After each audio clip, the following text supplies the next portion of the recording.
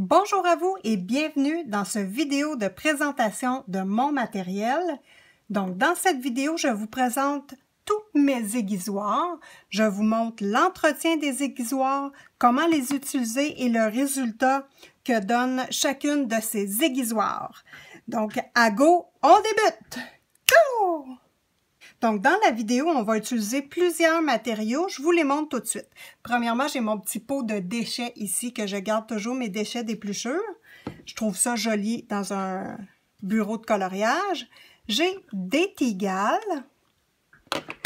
une aiguisoire à plusieurs embouts, donc de petit à large, mon aiguisoire Deli, des petites bébés Faber-Castell, des papas Faber-Castell, une Staedtler Norris.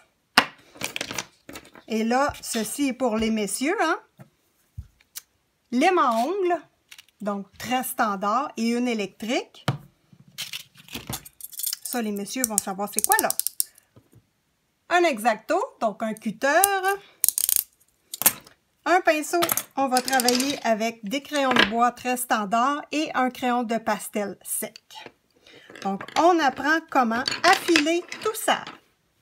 Je débute par l'aiguisoire Staedtler Norris, donc une aiguisoire très standard, scolaire. Donc, premièrement, comment affiler un crayon. Donc, on rentre notre crayon et normalement, le crayon ne bouge pas et on tourne l'aiguisoire. Donc, c'est de cette façon-là qu'on doit affiler nos crayons. Donc, on voit que ça donne ceci comme coupe. Voilà. Moi, c'est les Staedtler Norris, c'est des bonnes aiguisoires. C'est ce que j'achetais pour mes enfants pour l'école primaire. Mais ce n'est pas ce que j'utilise pour mes coloriages. Ensuite, j'ai adopté les Faber-Castell. Donc, j'ai la Papa Faber-Castell. Donc, j'en ai deux parce que j'ai tout le temps du stock qui traîne partout. Donc, gros trou, petit trou. Et ici, c'est pour les Color Grip. Donc, les crayons Faber-Castell Color Grip. Très bonne aiguisoire. Je vais ouvrir mon petit pot à épluchure. Donc, celle-ci, pour la nettoyer, on fait simplement tirer sur les deux bouts. Et vous voyez le type de... je vais les mettre sur une plaque. Ça va être intéressant de comparer les épluchures. Donc, ça ici, c'est des épluchures d'une aiguisoire standard. Voilà, donc vous voyez que ça enlève cette partie-là de bois. Et ici, ça gruge la mine de cette façon. On va ouvrir la Norris également. Donc, vous voyez le type d'épluchure que ça fait. Je vais enlever le bois, mais on voit que ça gruge beaucoup de mine.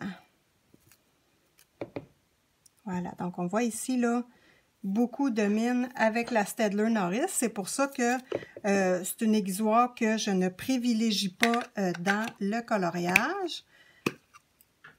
Ici, c'est encore de la mine de la Papa Faber-Castell, donc la grosse Faber-Castell. On voit que ça gruge la mine. Bon, donc ça, c'est parfait quand on est en voyage ou qu'on a une gamme de crayons qui n'est pas trop dispendieuse. Très bonnes aiguisoires. Avec le gros trou, ça nous dépanne pour certains crayons. Aucun problème. Ensuite, on a les petites bébés Faber-Castell. Donc, ce qui est intéressant, c'est qu'il y a un petit couvert ici. Donc, le petit couvert, j'espère que vous voyez bien, ça l'empêche les épluchures de se répandre dans votre coffre à crayons. Et pour la nettoyer, on fait juste tirer ici. Hop. Et on vient nettoyer son aiguisoire. Donc là, j'en ai plusieurs parce qu'au début, je m'étais dit, je vais en laisser une dans chaque étui à crayon que j'utilise. Mais finalement, ça ne rentre pas bien dans mes étuis à crayon. Donc, j'ai utilisé une autre stratégie. Et vous savez qu'une aiguisoire a une durée de vie. Hein? C'est pas bon à vie. À un moment donné, la lame à l'intérieur se brise. Donc, elle s'émousse et ça ne aiguise plus bien. Donc maintenant ici, on a une aiguisoire que j'avais achetée sur AliExpress. Donc ça vient ici, à l'intérieur, il y a un petit papier sablé. Donc ici, et vous avez une lame de rechange de coller dans le couvert. Il n'y a pas de cap sur le dessus, donc quand ça va dans votre étui à crayon, hein, ça va tout tacher ce qu'il y a dans votre étui à crayon. Ça, je trouve ça désagréable, honnêtement.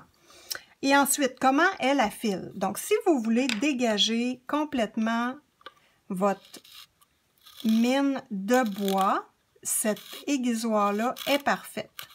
Donc là, j'affile et vous allez voir qu'elle ne gruge que le bois. Là, je retire. Donc, vous voyez que le bois est très entamé. Donc, ici, on a vraiment juste le bois. Et là, je vais aller dans la plus petite qui va encore juste chercher le bois. Et ça va dégager ma mine. Voilà. Donc, ça, je l'ai essayé à quelques reprises. C'est intéressant. Moi, mon optique, c'était d'affiler mes crayons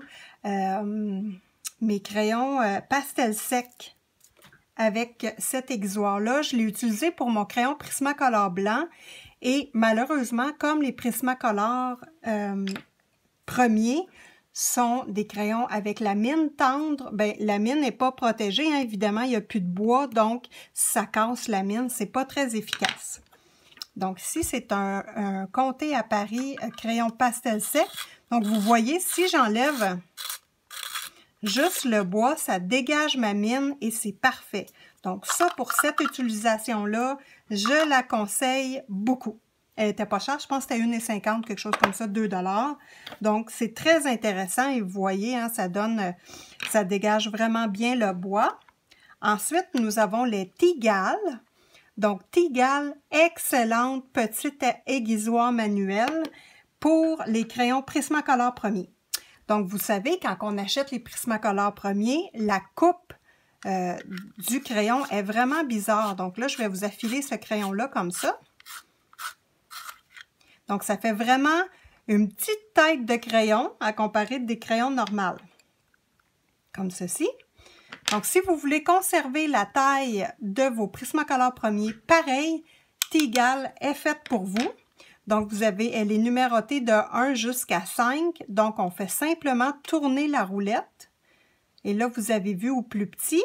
Je vais maintenant vous montrer au plus grand. Hop, ça donne une belle pointe de crayon. Intéressant. Donc, moi, quand j'ai débuté en coloriage, je n'avais que mes papas Faber-Castell.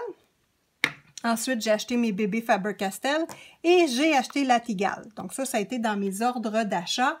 Et on va regarder également ce que donne la Tigales au niveau de la mine. Donc ici, c'est un petit tiroir tout simplement. Et ça l'enlève de la mine, mais beaucoup moins agressif que les Faber-Castell. Donc on voit ici que les épluchures, si je vous approche, les épluchures ici, il y en a beaucoup moins qu'ici et c'est beaucoup plus fin. Donc, c'est moins intrusif pour la mine. Donc, ceci pour la Tigale. Ensuite, ici, c'est mon autre Tigale, voilà. Et en passant, sont disponibles sur Amazon pour un prix entre 7 et 10 $ chacune. Et vous allez voir que les couleurs ont des prix différents. Donc, surveillez ça comme il faut. Ensuite, j'ai un petit cutter. Donc, très intéressant, le petit cutter pour les crayons pastel sec.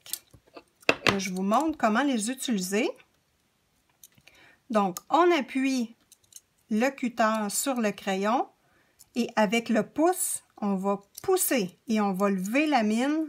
On va lever le cutter pour ne pas aller accrocher notre mine. Donc, vous voyez, ça se fait très bien. Moi, c'est de cette façon-là que j'affilais mes crayons pastel secs parce que je ne les affile jamais le bout. Moi, je colorie comme ceci. Donc là, quand je colorie, c'est comme ça et je tourne mon crayon. Donc, j'ai jamais besoin d'affiler mes crayons, sauf quand je fais des endroits très petits. Là, je vais les affiler. Donc, ça, c'est quand même assez long comme stratégie, mais ça va bien. L'autre stratégie que vous pouvez utiliser, des petites limes à ongles, dans le fond. Donc là, vous pouvez simplement venir limer le bois de votre crayon. Ça, je ne l'ai jamais fait. C'est long et c'est agressant. Ensuite, vous avez des petites limes électriques pour les dames qui se font les ongles elles-mêmes. Celle-ci, c'est la nouvelle que j'ai achetée qui est sans fil. Elle coûte 25 $ sur AliExpress. Moi, je l'utilise parce que je me fais les ongles acryliques, donc très, très efficace pour ça. Et je lime aussi les ongles de mon chien. Donc, quand j'ai coupé les ongles de mon chien, je vais aller relimer le contour pour pas qu'il coupe. Et celle-ci, elle va très bien pour ça. Donc, on va la partir. Elle a une belle petite lumière en plus, franchement, là, je l'aime beaucoup.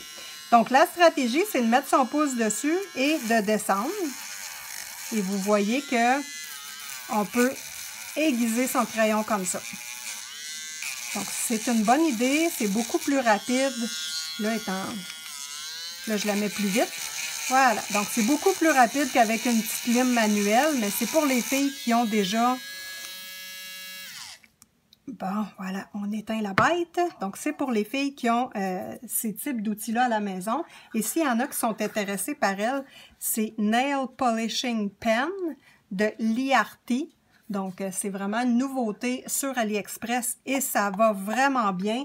Moi, je suis capable de faire mes ongles sur mes 2 mains et 2 affilages de griffes de mon chien avant de la recharger. Donc, voilà, très bon achat. Donc, mais c'est ça. Pour les crayons pastels, la stratégie, ça, c'est beaucoup plus efficace et plus rapide. Et vous voyez, là, je vais le faire pas dans le coffre, sur le grand embout large. Poup, vous voyez que la mine n'est pas du tout attaquée par la lame ici. Donc, vous voyez là, et c'est ce qui est le plus rapide. Pardon, j'ai failli achoumer. Bon. Alors, maintenant, on passe à la dernière de mes protégés. La dernière, mais non la moindre, hein, ma préférée, la Deli. Donc, c'est une aiguisoire qui coûte pas cher. Hein, sur AliExpress, elle est 17 $ environ. Bon, moi, avant d'acheter ça, j'ai étudié beaucoup là, les aiguisoires comme ça. Les filles en présentent beaucoup. Ce que j'aimais pas des autres aiguisoires, c'est qu'à l'intérieur, il y a des petits rouleaux qui retiennent le crayon en place. Bon, la plupart des aiguisoirs à tiroir comme ça, c'est des griffes et les griffes abîment le tour du crayon. Et vous allez voir dans les présentations, hein, les crayons sont vraiment abîmés. Donc, la petite aiguisoire Deli, c'est un tiroir comme ça qu'on ouvre. Puis en tournant, il se referme et ça pousse sur le crayon. Ici, nous avons des ajustements. Là, évidemment, c'est écrit en chinois, là. Donc, il y a des ajustements. Donc, on tourne la clé pour avoir un affilage plus fin ou plus lourd. Donc, ici, là, c'est vraiment au plus lourd. Donc, elle ne sera pas beaucoup affilée. Ensuite de ça, il y a un tiroir ici qui retient les débris. Voilà. Et il y a une abonnée qui m'a demandé comment ouvrir la Deli pour la nettoyer. Donc, je ne savais même pas que ça s'ouvrait. Alors, ce que j'ai fait, c'est que j'ai ouvert mon tiroir, j'ai regardé et vous voyez qu'il y a des petits encoches ici. Je ne sais pas si vous allez le voir, mais il y a des petits encoches. Donc, là, je me suis dit, OK, s'il y a des encoches, ça doit bien s'ouvrir. Donc, on tourne la roulette ici. C'est pas facile, là. C'est pas facile. Vous tournez par en bas la roulette et vous êtes capable de sortir le mécanisme. Donc, ça se présente comme ceci. Donc, votre crayon est au milieu ici et il y a un rouleau qui frotte simplement sur votre crayon. Donc, c'est un mécanisme assez simple. Et pour le nettoyage, moi, je prends un pinceau et je viens nettoyer les griffes, si vous voulez, là, de mes aiguisoirs. Donc, ça ici, c'est pour le nettoyage. Voilà. Et mettons ma tigale, je veux la nettoyer. Je rouvre mon tiroir. Je nettoie la lame à l'intérieur, mon petit coffret, et je vais piquer mon pinceau dedans et je vais aller frotter ça sur mes lames. Donc ça, c'est pour l'entretien de mes aiguisoirs. Et vous voyez comme celle-ci, là, je vais aller juste frotter la lame. Bon, ça vaut-tu la peine? Ça vaut-tu pas la peine? Je ne sais pas, mais c'est juste que moi, je trouve ça plus propre. Puis, comme je vous dis, je déteste ça quand mes crayons ou mes tiroirs sont pleins de cochonneries. Donc, moi, je nettoie mes aiguisoirs comme ça une fois de temps en temps quand je les vide. Donc là, je vais replacer le mécanisme. Et quand vous replacez le mécanisme, l'embout doit aller s'accoter ici. Parce que sinon, ça ne rentrera pas. Voilà. Et là, on vient resserrer la vis sur le côté des aiguilles d'une montre. Bon. Ceci étant dit, étant fait, on va maintenant affiler avec la délie. Donc, on tire le tiroir, on pousse le petit bouton et on rentre le crayon. Hop, on relâche et là, ça retient le crayon et on fait seulement tourner la manivelle. Et là, vous entendez... Là, ça tourne dans le beurre, vous voyez, c'est parce que notre crayon est affilé. Donc, ça ici, c'est la coupe. On casse le crayon et on recommence. Je vais vous montrer ça comme il faut parce que, bon, là, ça grunge.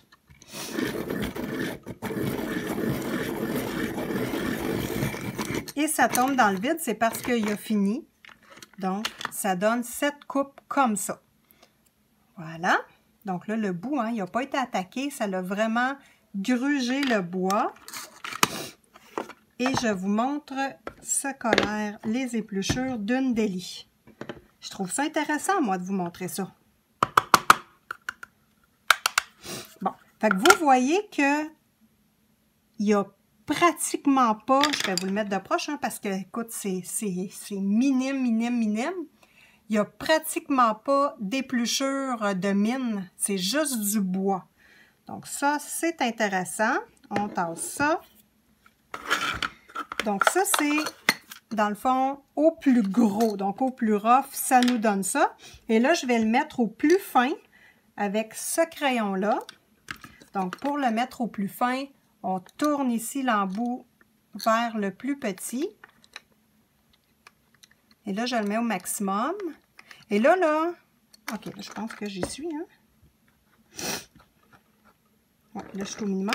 Bon, si vous voulez, vous pouvez simplement faire 2 tours et arrêter. 1, 2, 3 tours, vous arrêtez et vous avez votre affilage. Vous n'êtes pas obligé de vous rendre jusqu'au bout. Moi, je me rends rarement jusqu'au bout. Donc là...